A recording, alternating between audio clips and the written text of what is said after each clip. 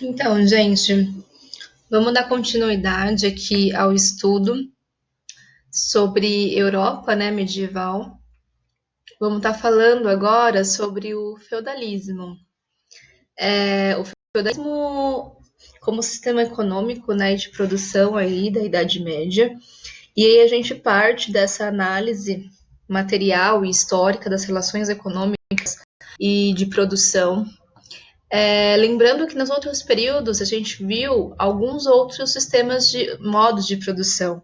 Vimos o modo de produção asiático, vimos o modo de produção escravista. Agora estamos falando de modo de produção feudal, que é o feudalismo, que vai ocorrer aí principalmente, né, na Europa Ocidental, nesse período da Idade Média. A gente tem aqui elementos formativos, né, que compõem aí o processo de formação do feudalismo. O movimento da ruralização econômica e demográfica, declínio do comércio, descentralização política, dependência da agricultura. Esses movimentos já vinham acontecendo, né, lá no final do Império Romano, e aí a gente tem aqui ainda mais acirrada esses elementos que deram, né, o processo de formação. Pensando que a gente está agora no campo, a gente está agora na área rural, a gente está com uma política descentralizada, é uma grande característica política desse momento, uma dependência agrícola muito grande, as relações de comércio já não acontecem porque não tem mais, né, a possibilidade das cidades. A gente tem agora relações dependentes entre o camponês e o senhor da terra, por exemplo, a nobreza e a igreja, porque a gente vai ver que vai se dar, né, uma dependência na medida em que esses grupos sociais eles se colocam a partir do outro, né? O camponês ele está preso à terra, mas o senhor, né, que haja trabalho, para que haja o desenvolvimento da agricultura de subsistência. Assim como na igreja de nobreza, né, essa troca, essa formação aí de alianças entre essas duas organizações, que haja essa dependência, né? A nobreza cedendo aí a proteção militar para a igreja, por outro lado, a igreja ajudando na legitimação de guerreiros, de representantes políticos. Então, a gente vai ver que essas relações de dependência, né, vão se colocando, né, e consolidando ao longo do processo aí, do sistema feudal. A economia e o trabalho, a gente vai ter uma produção para consumo local, então os feudos eles vão pertencer ao senhor feudal. Quem é o senhor feudal? Né? Os senhores feudais, os nobres, guerreiros e o alto clero. A gente vai ver a formação do feudo, né, como estrutura aí de econômica e administrativa, e a produção se dá de forma local. Então, para o consumo e a existência do senhor feudal, para a subsistência do servo, né, não há comércio. A substituição da mão de obra escrava para... E aí, na categoria de servidão, existirão três tipos, né? Estão diretamente ligados à terra e presos a ela, mas também vai haver os aldeãos, que são basicamente servos que realizam trabalhos mais esporádicos e que precisam fazer esses trabalhos em troca de comida. Geralmente eles têm uma pequena localização, né, perto do feudo, eles não moram, né, no feudo, e aí eles realizam alguns trabalhos para o senhor feudal em troca de comida, por exemplo. E os vilãos, que são outra categoria, que antes eram pequenos proprietários de terras e acabaram perdendo tudo, né, por conta da quantidade grande do êxodo urbano, né, muito de ruralização, eles acabaram, né, com tanto poder de terras que foram construindo os feudos. E aí os vilãos, eles atuam com menos obrigações do que o servo e com mais aí privilégios. A gente vai ver que os servos eles vai ter várias obrigações que ele deve cumprir para o senhor. O vilão ele já tem alguma autonomia, um certo privilégio. Eles, vilãos e aldeãos, são mais concentrações menores, né, da população aí da camada de servidão. Os servos são os que de fato mobilizam essa base aí material da república. né? Então a gente tem os estamentos, os servos, né? Uma classe, um estamento de servo, outro estamento de nobres, alto clero, rei. Então são estamentos, né? O que quer dizer isso? A gente já havia conversado um pouco sobre isso. Existe uma mobilidade social bem restrita. É claro que pode haver, né? Não é totalmente negada essa mobilidade social, mas ela é bem restrita, né? Na grande parte, as pessoas que nascem como servos continuarão sendo servos dos dias, assim, até o final da vida. Então, da suzanidade, a não é os feudais viu aula entre os nossos herdanos terras para o e aí tem ele nasce, caso ele queira terras que ele tem são a economia é, depois a gente vai ter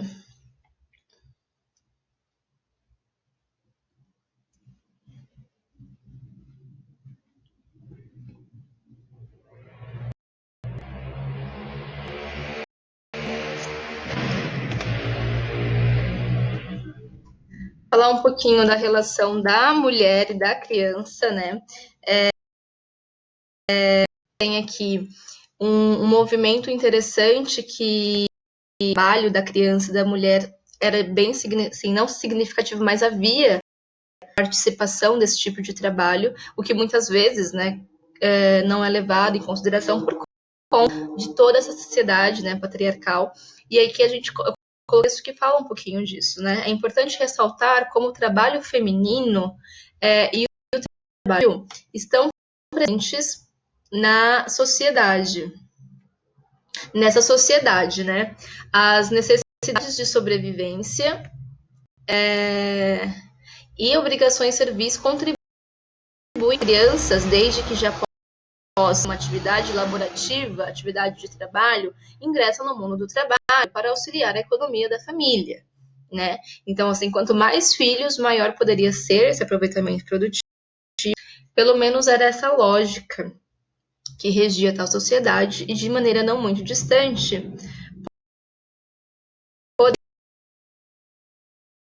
cidades rurais mais atrasadas hoje em dia. Então, é basicamente assim, a questão, a noção de criança, ela não era levada em consideração, né? A criança era considerada como um mini adulto, e aí, quanto mais criança, mais força produtiva, mais atividade aí de trabalho.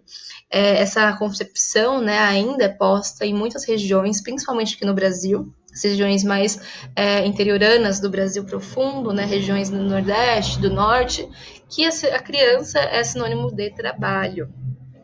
Então, e a mulher também, né? O trabalho feminino e o trabalho infantil estão presentes também nessa sociedade. É importante pensar isso porque as concepções, né, mais atuais e mais em sociedades, em cidades mais urbanizadas e globalizadas, perdem, né, essa questão da criança como força de trabalho, e sim como despesa. Então, hoje, a sociedade burguesa, né, as famílias tradicionais, têm essa concepção em mente da questão da despesa e não como força produtiva, como era posta antes. Mas é claro que ainda é essa concepção em algumas regiões. Aqui eu coloquei uma foto que mostra, né, uma apresentação que retrata um pouco do trabalho das mulheres aí na tecelagem. E eu coloquei esse texto porque ele é interessante, crítica, né, assim, um pouco ao papel da mulher na Idade Média. E aí ele apresenta assim, o ócio era entendido como um risco de tamanho para as mulheres. Assim, o bordado e a tecelagem eram ensinados, seja mais tenridade, como seu corpo para a quietude e para o adormecimento.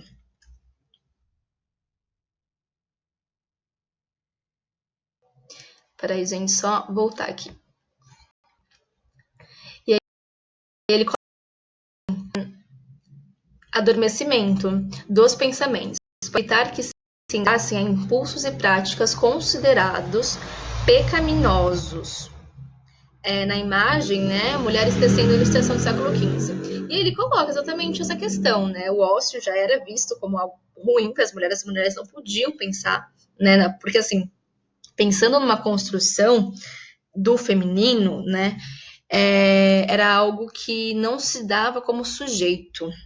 Então a mulher não tinha questão humana, material que o homem tinha. Então, para ela não pensar sobre isso, né, e aí entre as questões sociais e de direitos, era considerado isso como um risco, né? E aí colocando toda a questão também da própria fragilidade, porque ela poderia ter pensamentos pecaminosos, então coisas do tipo.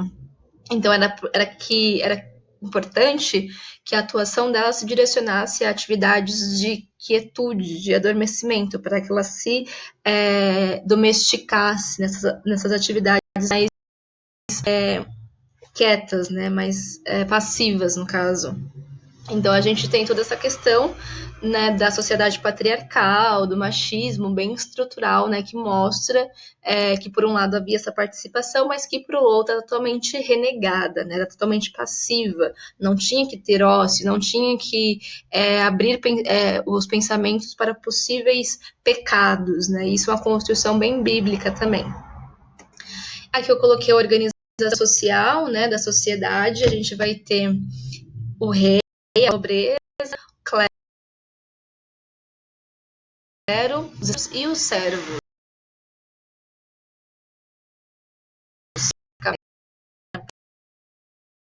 dessa sociedade feudal. E aí a gente vai ter a estrutura do feudo. O feudo ele se divide em 3 áreas: manso senhorial, manso servil e manso comunal. O manso senhorial basicamente é a metade da terra que vai ser utilizada para agricultura, com a habitação do senhor feudal. Já o manso servil vai ser a outra metade, mas com uma copropriedade, ou seja, o servo ele vai poder, né, usufruir daquela propriedade para a subsistência dele e da sua família, como habitação também. E aí a gente vai ter o manso comunal, que vão ser as terras coletivas, né, basicamente, e os bosques. Então a gente vai dizer um feudo. Um feudo se estrutura nesse momento em 3 áreas, né, de mansos, que vai dar organização aí tanto da localização e atuação do servo quanto da do senhor feudal. Aqui eu coloquei uma estrutura bem ampla do feudo, tá bem ilustrado, né, pra gente ver o modelo. Idade típica, né, da Europa Ocidental durante a Idade vai ter um tipo de cura, né, ou esse tipo de pousio, ele cada campos, durante 3 anos, tem uma rotação de pouso, né, no primeiro ano, tendo né, movimento segundo desenvolvimento, vai ter aí são forçáveis que a economia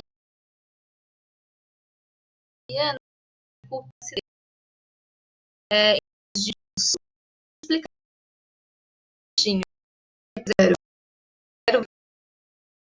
zero, zero, de fazer um canal da nossa, de acordo com a gente,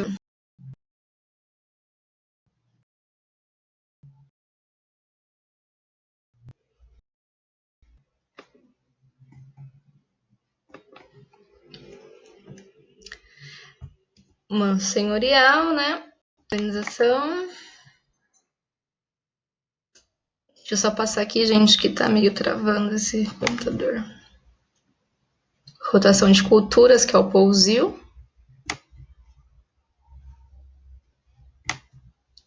E aqui a gente vai ter as obrigações do servo, né? O servo e sua relação com o trabalho. O servo, como a gente fala que ele é preso à terra, se direciona exatamente a algumas dessas estruturas de trabalho. Ele vai ter obrigações que ele vai ter que pagar para o senhor e vai ter outras obrigações que vai pagar para outras instituições, né, como a igreja. Então aqui a gente apresenta 3 obrigações: a corveia, talha e a banalidades. A corveia é o trabalho compulsório, então durante 3 dias da semana ele vai ter que trabalhar compulsoriamente, né, no manso senhorial, para o senhor feudal. Na talha, essa parcela da produção que é feita no manso servil, ele vai ter que dar uma parcela, então ele tem a obrigação de dar. E as banalidades, que é uma taxa a ser paga pelo uso de ferramentas do senhor. Então, o senhor ele tem moinho, tem celeiro, tem várias coisas, e para o servo usar isso, ele tem que pagar pelo uso. Então, forno, moinho, celeiro, lagar, então são banalidades, né? São aí obrigações que o servo deve ao senhor. E aí tem outras obrigações também. Aqui a gente vai ter um tributo pago para caso o patriarca, né, dos servos, da família de servos, pelo pai, caso ele morra, então os herdeiros têm que pagar um tributo por conta dessa mão morta, né? No caso, o servo, o patriarca, morreu. Então a família dele, a mãe e o filho, por exemplo, tem que pagar esse tributo. É um imposto aí pela igreja, que a igreja vai cobrar 10% da produção do servo no feudo. Então são obrigações que o servo tem que pagar tanto para o em outras instituições aí financeiras, né, e religiosas, olha só. Então é por isso que ele não vai ter possibilidade de sair de onde ele está. O estamento ele se dá a partir dessa impossibilidade dessas condições materiais que o servo tem. Ele não vai conseguir pagar tudo isso para ir e conseguir subsidiar a sua própria família. Então são várias aí articulações que dão e que fazem com que haja, né, essa pouca mobilidade aí social. Aqui eu coloquei uma foto que mostra, né, um feudo, e ele apresenta que março é um mês dos primeiros trabalhos agrícolas do ano, né, com os camponeses a semear e a lavar nas terras, né. E aí no fundo tem um castelo, e aí tem a representação de um feudo e da atuação dos camponeses, né, dos servos aí no feudo. Aqui eu coloquei um resumo, acho recente, que esclarece bem esse momento, né, do feudalismo, assim. Coloca assim, o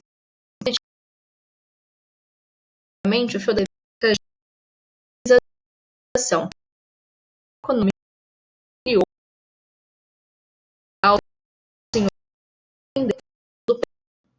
dos níveis centrais do poder, uma instituição fortaleceu-se de modo definitivo, a Igreja Católica. Então, basicamente, ele resume: o feudalismo, gente, sempre lembre, foi uma política descentralizada. Houve uma política muito descentralizada. A gente viu que a figura do rei estava lá, mas não atuava, né, significativamente, e tinha os nobres, as grandes camadas aí dos nobres que atuavam também, marcando uma descentralização. E aí a gente teve uma fragmentação, né, dependendo aí de cada feudo, que amplia a autoridade do senhor feudal. Então, pode haver feudos, por exemplo, que não haja um crescimento econômico de fato, mas por outro, pode haver feudos que eles conseguem, né, subsidiar e concentrar aí poderes no senhor feudal. Então, a gente tem essa fragmentação econômica que dá autoridade ao senhor feudal, dando declínio ao próprio poder real. E diante de tudo isso, a gente tem uma instituição que se fortaleceu de um definitivo, que foi a Igreja Católica. Então, acho que isso resume muito bem os elementos essenciais para entender o feudalismo.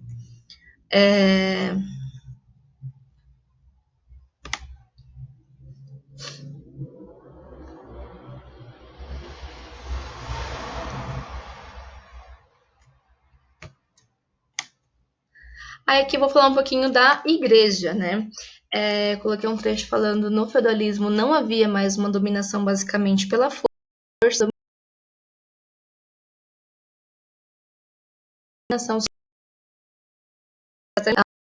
não no controle econômico e político, mas sim nas ideias. E isso vai fazer que haja o que todo mundo diz da Idade Média, né? Que é a Idade das Trevas, que é a Idade do obscurantismo, porque realmente a Igreja ela vai além, ela controla as ideias. O servo ele acha que ele deve continuar nessa posição de servo porque a Igreja diz que ele tem que continuar lá. É a Igreja que coloca, olha, você nasceu servo porque Deus quis que você nascesse servo, então você tem que continuar aí até os últimos dias. Se a sua família passa fome, você tem que estar aí porque você tem que continuar passando fome porque Deus quis assim. E a sua condição é essa. Então é a igreja que controla nas ideias. Isso é extremamente perigoso, né? Pensar sobre isso, mas o que realmente aconteceu durante muitos séculos na Idade Média. Então a igreja, né, o clero é o maior proprietário de terras, ele ajuda espiritualmente nessas pessoas, os fiéis, mas também tem um controle político, econômico e religioso, baseado aí na fé, que configura num controle temporal. Então, quando vocês virem essa palavra temporal, né, atuação temporal da igreja, controle temporal da igreja, é esse controle, essa atuação além do campo espiritual. É atuar no campo político, atuar no campo econômico. Então, é essa atuação temporal que a igreja tinha. E aí, conforme né, a gente tem essas atuações, a gente tem o estabelecimento de uma sociedade de ordens baseadas no seguinte.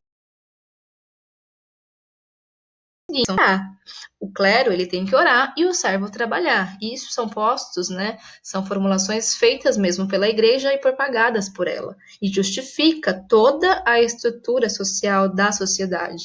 Então a gente tem essa divisão aqui que coloca nobres para guerrear, clero para orar e servos para trabalhar.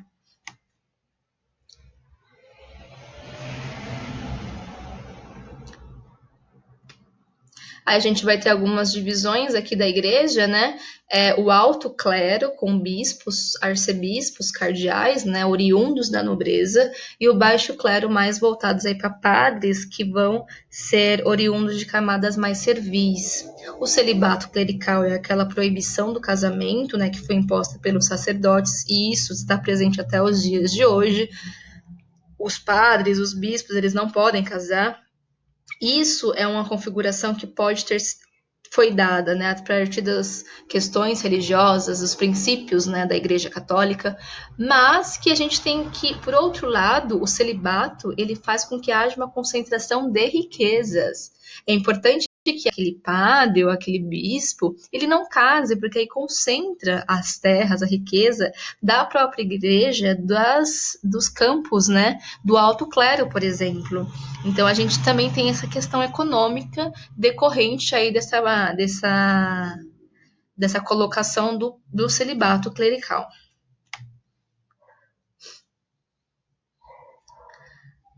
A gente vai ter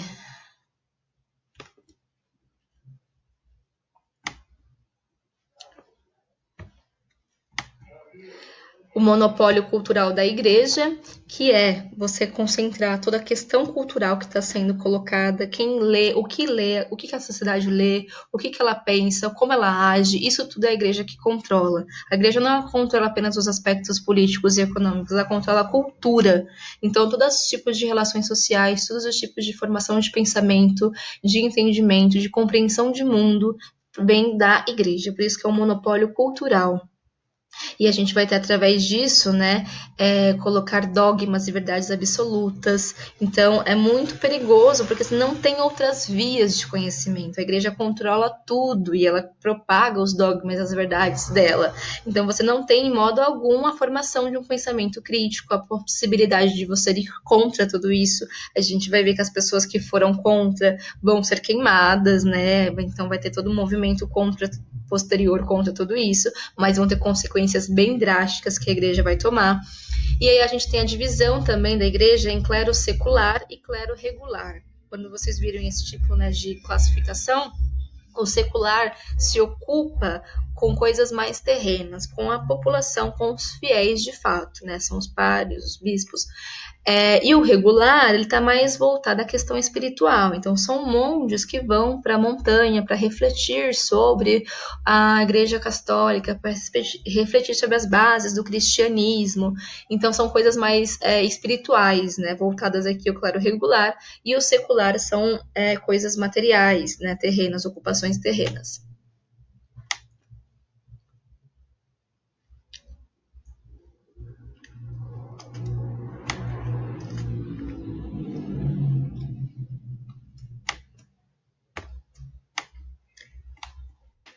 eu coloquei uma foto, né, que representa, eu acho que, se não me engano, é na França, atualmente, nessa formação dos castelos e da ruralização.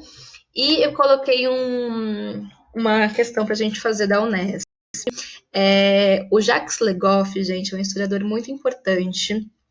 Vira e mexe para estar colocando textos dele, né? Ele foi um especialista em Idade Média. Aqui no material de apoio eu coloquei duas notícias que falam um pouco dele, e a Unesp ama colocar textos dele, porque ele foi uma pessoa especialista, ele sabia muito sobre Idade Média. E é interessante vocês terem contato com ele já para saber como ele pensa, sabe? Já tem uma articulação mais crítica mesmo sobre a concepção dele, porque é algo que o vestibular vai cobrar, sobre a própria Idade Média. Então, aqui no texto dele, na Unesp, no vestibular de 2015, foi perguntado assim: observemos apenas que o sistema dos feudos, a feudalidade, não é, como se tem dito frequentemente, um fermento de destruição do poder. A feudalidade surge, ao contrário, para responder aos poderes vacantes. Forma a unidade de uma base de uma profunda reorganização dos sistemas de autoridade. Peraí, gente, só vou... E aí a gente tem aqui... Só vou voltar aqui. Aí ele coloca tudo isso, né, falando sobre o feudo. Aí ele pergunta: segundo o texto, o sistema de feudos A representa a unificação nacional e assegura a imediata centralização do poder político. B. Deriva da falência dos grandes impérios da antiguidade e oferece uma alternativa viável para a destruição dos poderes. A manifestação do poder real e elimina os resquícios autoritários herdados das monarquias antigas. D. Constitui um novo quadro de alianças e jogos políticos e assegura a formação dos estados unificados. Ou E. Ocupa o espaço aberto pela ausência de poderes centralizados e permite a construção de uma nova ordem política. Exatamente isso, é aí. É a questão de você colocar... Não havia unificação nacional como apresentar, não havia um estado unificado. E aí a gente tem a questão da ausência desses poderes centralizados e a construção de uma nova ordem política, que acontece com o feudalismo, com a feudalidade. Né? Então a gente não tem aqui um quadro de alianças e jogos políticos que assegurem esses estados unificados, impede a manifestação do poder real. Não, eles não impediam de fato. O rei estava ali, né? Mas ele não havia uma centralização política na imagem dele, mas ele estava ali como figura mais representativa. Então, exatamente a E ocupa o espaço aberto pela ausência, né, de poderes centralizados e permite uma nova ordem política. Certo, gente? Qualquer dúvida, estamos aí. Ok. Até mais.